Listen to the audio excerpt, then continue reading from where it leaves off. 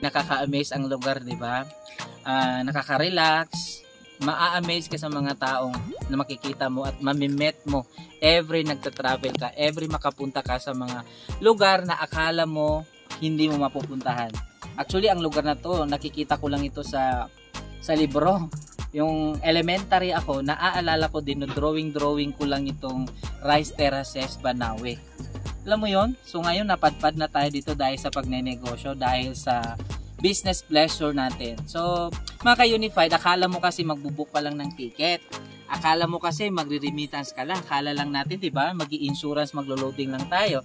Pero akala lang pa lang natin yon.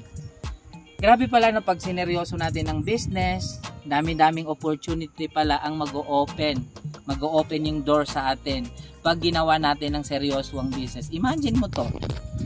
Kung hindi siguro natin sineryoso yung business, ginawa ang business at inaral ang business, never tayo makapunta. Oo, pwedeng sabihin natin na nasa Pilipinas lang yan.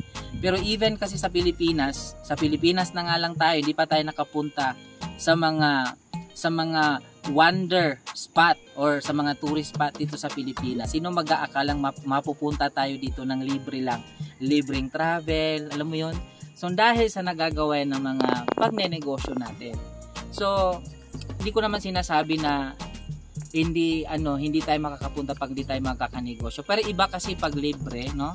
Iba yung habang nagnenegosyo ka, nakakapunta ka sa mga lugar habang kumikita ka. Yan yung opportunity na naibibigay ng Unified Products and Services, mga ka-Unified. So, ang dami mong mamimit na tao, matutulungan mo sila, and eventually matutulungan ka rin nila. Ganon yung business natin.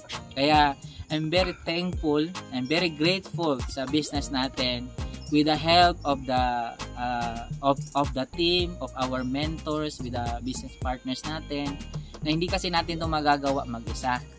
Hindi tayo magiging successful mag-isa. Teamwork tayo.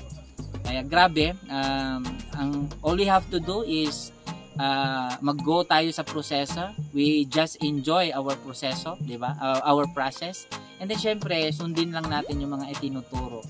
Grabe, amazing. So, saan pa ba tayo mapapadpad ng dahil sa pagnenegosyo? Syempre, marami pa. No? So hindi ito mangyayari kung hindi tayo magde-decide at kung hindi tayo nag-decide way back years ago or how many years ago.